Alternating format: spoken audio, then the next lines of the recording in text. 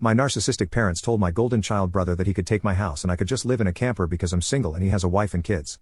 I'm a single man in my early 30s and my brother is 29 with 4 kids. His wife and I do not get along as she always likes to try and get a rise out of me by acting superior. Then turns into an extreme self-victimizing drama queen if I retaliated against her in any way. She can cry in an instant and can put on an extremely convincing show to get sympathy from just about anyone.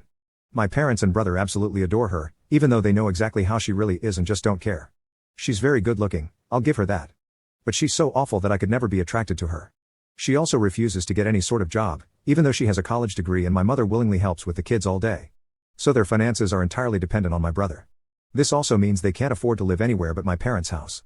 Growing up, my younger brother was also the obvious favorite. He developed a superiority complex because I was badly punished if I retaliated against his antics in any way back then.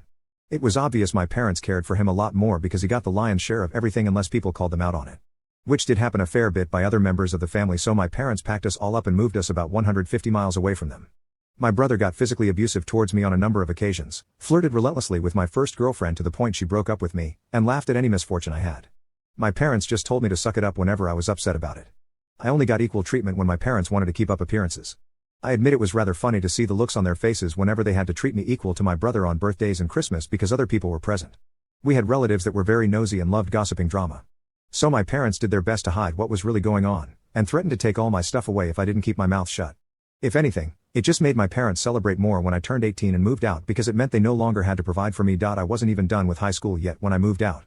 But couch surfing was far better than living with them. I was low contact ever since leaving home. They didn't even show up for my high school graduation, but I really didn't care. From that point on, I would usually only see my parents and brother on holidays like the rest of the family. Then, I ended up losing my job and couldn't afford my condo. Had to sell nearly all of my stuff because I was soon going to be homeless if I didn't downsize to an extreme. But I had a plan.